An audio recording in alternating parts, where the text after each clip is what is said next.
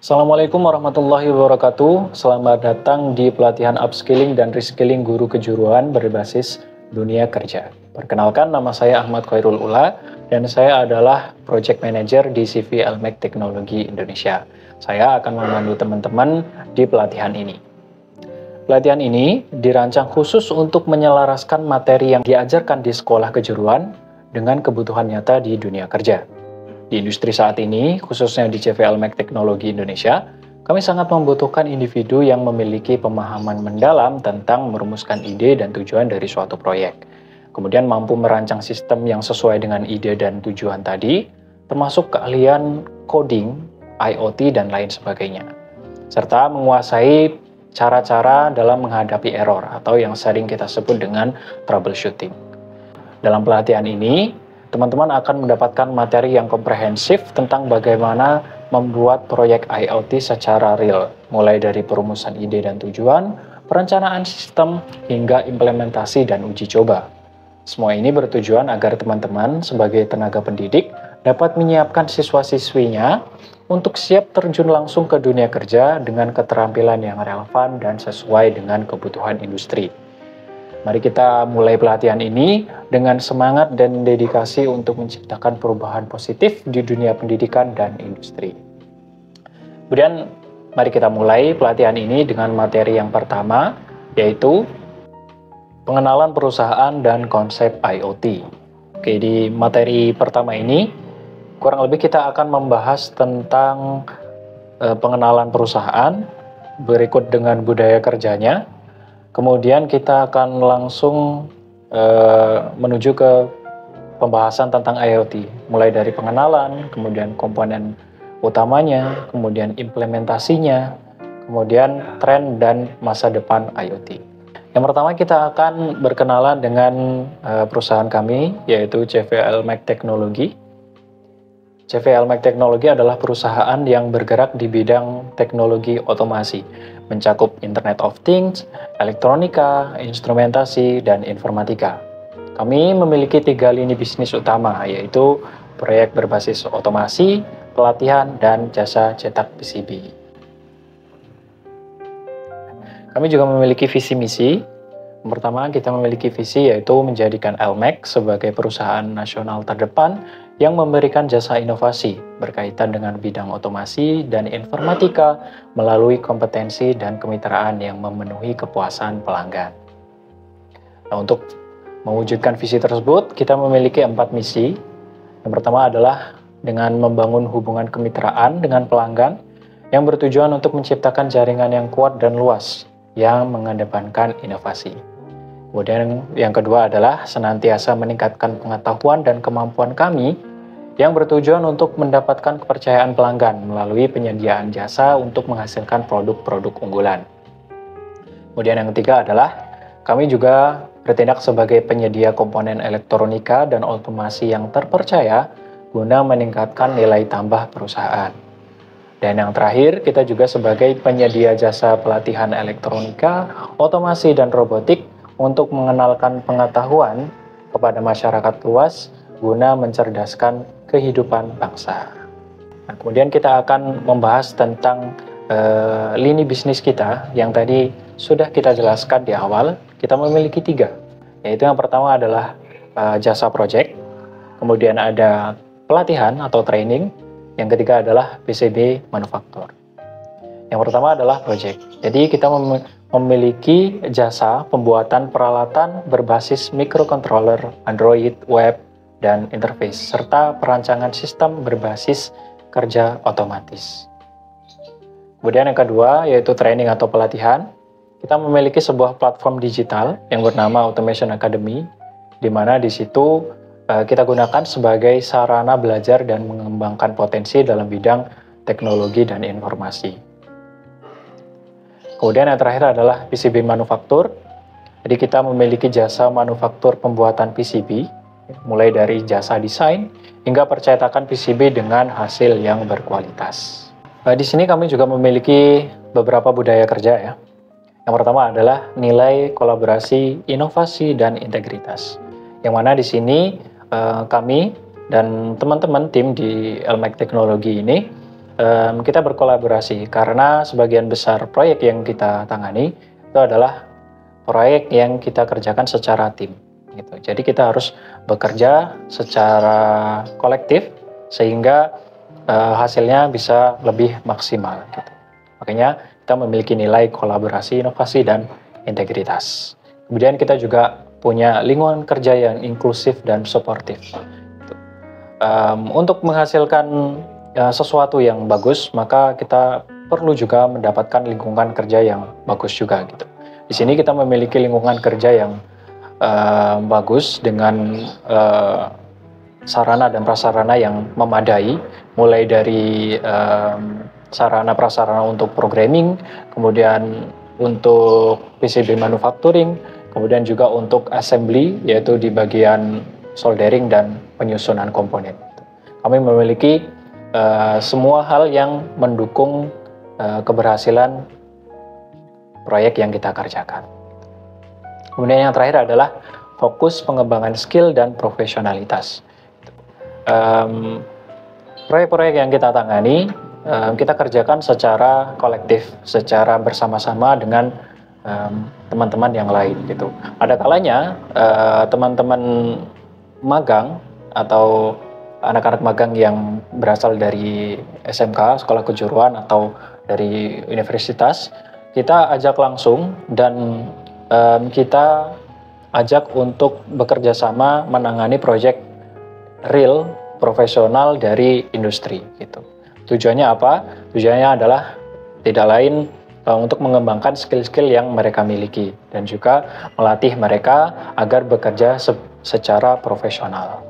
Maka kita memiliki satu budaya, yaitu fokus dalam pengembangan skill dan profesionalitas. Selanjutnya kita akan membahas tentang Internet of Things. Oke, Internet of Things ini adalah sebuah hal yang kita sering dengar gitu. Tidak hanya kita sering dengar aja, tapi kita juga sering merasakan efek atau dampak yang terjadi oleh Internet of Things ini sendiri. Tapi kita perlu tahu apa itu Internet of Things sebenarnya.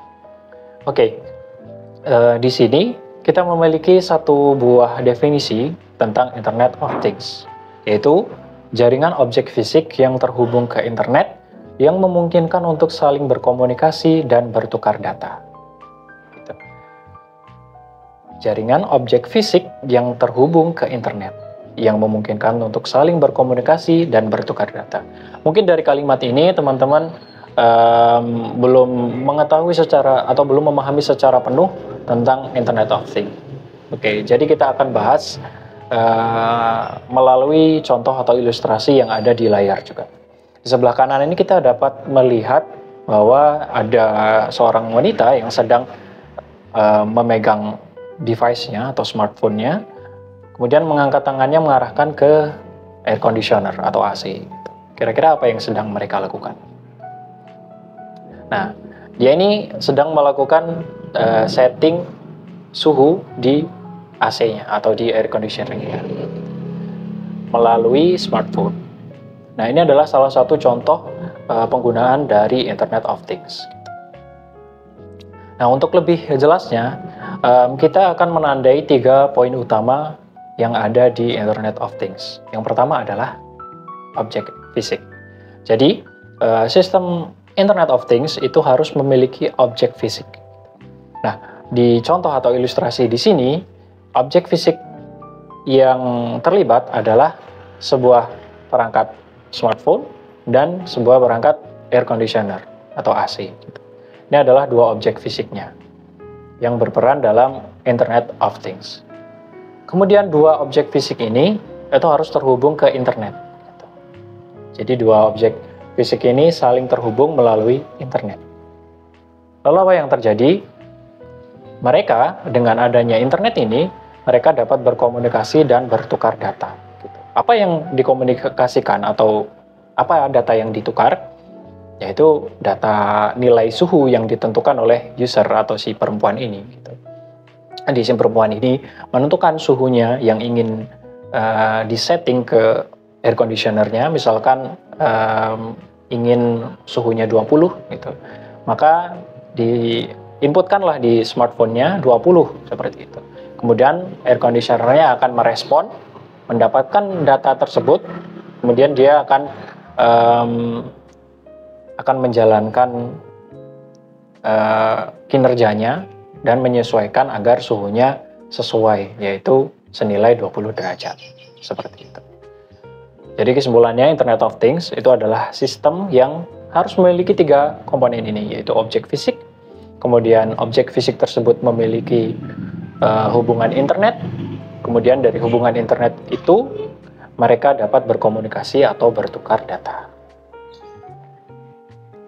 Secara lebih dalam kita akan membahas tentang komponen dari Internet of Things. Jadi kita akan lebih dalam lagi membahas tentang hal-hal yang tadi kita sudah sebutkan. Oke. Yang pertama adalah perangkat fisik. Kita bahas tadi perangkat fisik. Perangkat fisik ini kita pecah lagi menjadi beberapa hal.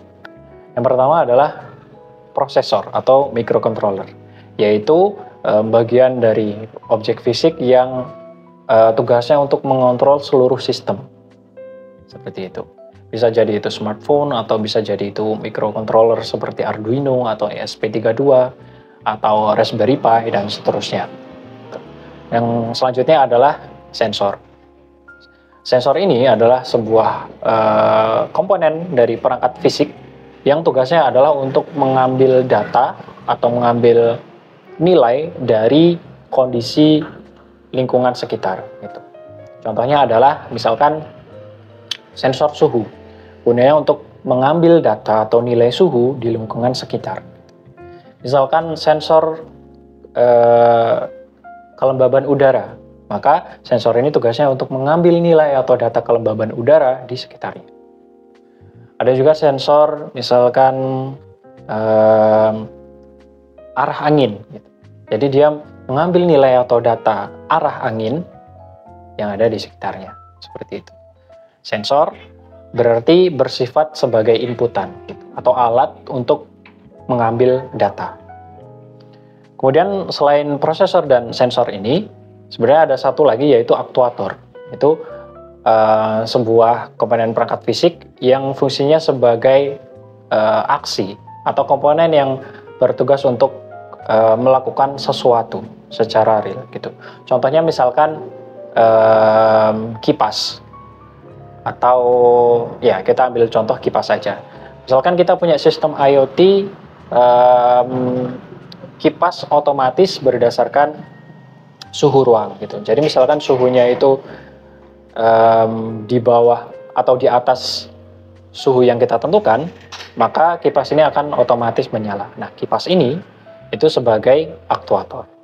Seperti itu.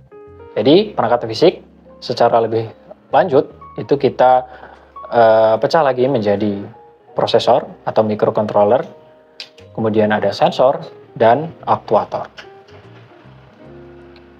Kemudian yang kedua adalah jaringan internet. Kita sudah membahas tadi tentang internet ya, yaitu adalah sarana untuk komunikasi antara perangkat-perangkat fisik yang ada di sistem Internet of Things. Nah, di sini kita akan mengenal berbagai jaringan internet. Internet sendiri kalau yang kita tahu atau orang-orang awam tahu adalah internet yang seperti kita buka Google, kemudian kita cari sesuatu. Internet kan yang ada di pikiran kita adalah hal yang seperti itu kan. Tapi internet itu lebih luas daripada itu. Gitu. Kita akan kembali merujuk ke definisi dari internet, yaitu interconnected network. Jadi jaringan yang terkoneksi. Gitu. Jadi tidak hanya jaringan internet yang sudah kita ketahui bersama, tapi akan lebih luas lagi. Nah, contohnya di sini adalah Wi-Fi. Jadi jaringan internet yang sudah kita ketahui itu. Kemudian ada Bluetooth. Nah, Bluetooth kita juga sudah ketahui, tapi kita menganggapnya itu bukan internet ya, karena tidak bisa dibuat internetan. Tapi Bluetooth ini adalah jaringan yang bisa digunakan untuk berkomunikasi, maka ini termasuk juga dalam internet. Kemudian ada Zigbee, Z-Wave, LoRa, dan seterusnya. Nah, apa yang membedakan dari semua jenis jaringan internet ini? Yang paling mencolok adalah range-nya. Jadi Bluetooth, LoRa, Zigbee, Wi-Fi itu memiliki range yang berbeda-beda. Range di sini maksudnya adalah jangkauan. Jadi sejauh apa sebuah perangkat fisik ini dapat berkomunikasi jika menggunakan suatu jaringan tersebut. Misalkan Bluetooth, kita memiliki dua objek fisik yang berkomunikasi dengan Bluetooth. Maksimal, ya rata-rata kita hanya bisa berkomunikasi secara maksimal di 10 meter atau 20 meter saja gitu. Untuk lebih jauh lagi kita punya LoRa. Untuk lebih jauh lagi kita punya Wi-Fi atau jaringan internet. Nah, jadi jaringan internet ini jenis-jenisnya itu perlu kita ketahui dengan tujuan agar kita bisa menentukan kita menggunakan jaringan apa sesuai dengan sistem yang kita akan buat gitu. Misalkan kita akan membuat sistem monitoring data kelembaban tanah di taman yang kita buat misalkan, tapi yang bisa memonitoring hanya orang-orang yang ada di rumah atau di sekitar taman tersebut gitu. Maka jaringan internet yang digunakan itu tidak harus Wi-Fi atau LoRa gitu. Kita bisa menggunakan Bluetooth gitu. Kita bisa menggunakan Bluetooth yang jaraknya dekat gitu. Sebenarnya bisa menggunakan LoRa atau menggunakan jaringan Wi-Fi gitu. Tapi agak terlalu mubazir. Jadi kita menggunakan atau menentukan jaringan internet ini menyesuaikan dengan sistem yang kita buat gitu. Apakah kita membutuhkan range yang panjang atau luas, atau kita membutuhkan range yang sempit. Oke, itu adalah jaringan internet. Secara lebih dalam lagi, kita akan mengenal yang namanya protokol komunikasi. Setelah kita memilih jenis jaringan internetnya, kita akan lebih jauh memilih yang namanya protokol komunikasi, yaitu bagaimana cara kita berkomunikasi gitu. Kita memiliki contoh seperti MQTT, QoAP, atau HTTP gitu. Nah, masing-masing ini memiliki kelebihan dan kekurangannya. Nah, kita ambil contoh untuk HTTP itu kita bisa gunakan atau kita sering menggunakan HTTP gitu. Mulai dari kita mengakses internet lewat browser. Nah, itu kita melakukan komunikasi dengan protokol HTTP gitu. Kemudian dia digunakan secara masif ya. Tapi ada beberapa kelemahan yang dimiliki yang akan ditutupi dengan protokol komunikasi lain. Di antaranya HTTP ini agak kurang maksimal, relatif tidak maksimal terhadap sinyal yang buruk atau bandwidth yang kecil gitu. Maka ada protokol komunikasi namanya MQTT gitu, yang nanti akan kita bahas lebih lanjut. MQTT ini memiliki kelebihan yaitu dia dapat melakukan komunikasi dengan sinyal yang buruk sekalipun atau dengan bandwidth yang kecil, sehingga data yang dikomunikasikan itu bisa sampai. Tetapi kelemahannya data yang dikirim itu hanya berupa kecil gitu, datanya kecil, tidak seperti HTTP yang bisa mengirim data dalam jumlah atau kuantitas yang banyak atau ukurannya lebih besar gitu. Jadi MQTT punya kelebihan, dia bisa digunakan dalam bandwidth yang kecil atau sinyal yang buruk, tetapi data yang digunakan atau data yang dikirim tidak sebanyak atau tidak sebagus data yang dapat dikirim oleh HTTP.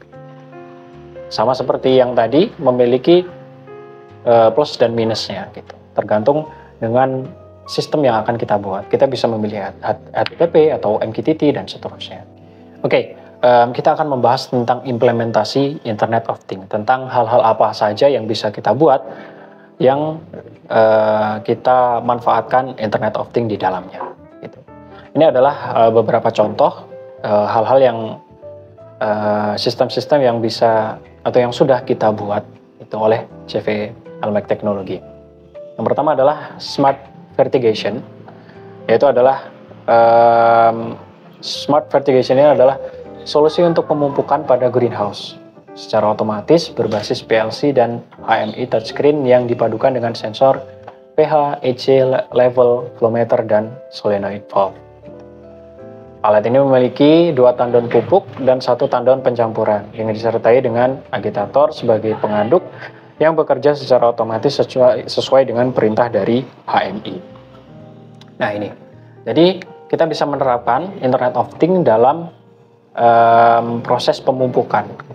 Jadi pemupukannya ini bisa kita pantau nilai keasamannya dengan sensor pH, kemudian ketinggiannya dengan sensor level, kemudian aliran pupuknya dengan flow meter dan seterusnya. Gitu. Kita juga dapat mengontrol dengan bantuan HMI touchscreen. HMI itu adalah human interface, ya. Jadi seperti layar, tapi berbasis industrial, seperti itu. Oke. Kemudian kita juga pernah mengerjakan sistem monitoring air limbah. Jadi kurang lebih adalah sebuah sistem monitoring yang dapat merekam dan menampilkan visualisasi data dari kualitas air limbah ke dalam sebuah aplikasi berbasis web. Parameter yang dimonitor adalah pH atau tingkat keasaman, suhu, dan jumlah zat padat yang terlarut dalam air tersebut. Nah, ketiga parameter ini menjadi tolak ukur tingkat pencemaran air. Jadi selain dimonitoring, data dibaca, kemudian dikirim ke aplikasi web, kita juga dari data-data tersebut kita gunakan machine learning untuk menentukan bahwa air ini termasuk tercemar atau tidak berdasarkan data-data yang diambil dari sensor tadi. Oke, jadi ini adalah contoh kedua dari implementasi Internet of Things yang sudah kita kerjakan. Oke, kita akan membahas tentang tren dan masa depan IoT. Seperti yang kita tahu bahwa IoT ini sangat menjadi salah satu hal dalam teknologi yang berkembang secara pesat, ya. Nah, apa saja yang bisa atau yang mungkin terjadi di masa depan? Yang pertama adalah pemanfaatan 5G atau jaringan 5G, yaitu jaringan yang diklaim lebih cepat dan lebih mumpuni daripada jenis jaringan-jaringan yang sebelumnya. Dengan memanfaatkan jaringan ini dan IoT, maka kita mengharapkan dapat mempercepat konektivitas dan memungkinkan lebih banyak perangkat untuk terhubung dengan latensi yang rendah.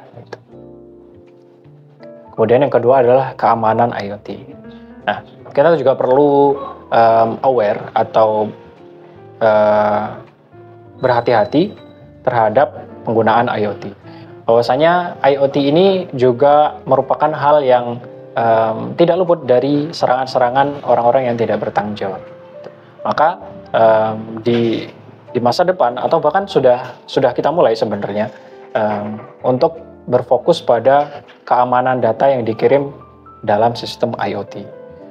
Makanya di keamanan IoT ini berfokus pada peningkatan keamanan data dan perangkat untuk melindungi ancaman-ancaman cyber seperti hacking dan sebagainya.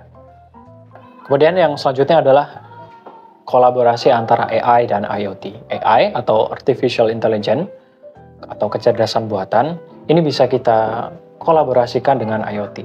Seperti contoh yang sebelumnya, yang barusan monitoring air limbah, itu juga kita menggunakan sedikit AI untuk menentukan apakah air yang dimonitoring itu termasuk air yang tercemar atau tidak.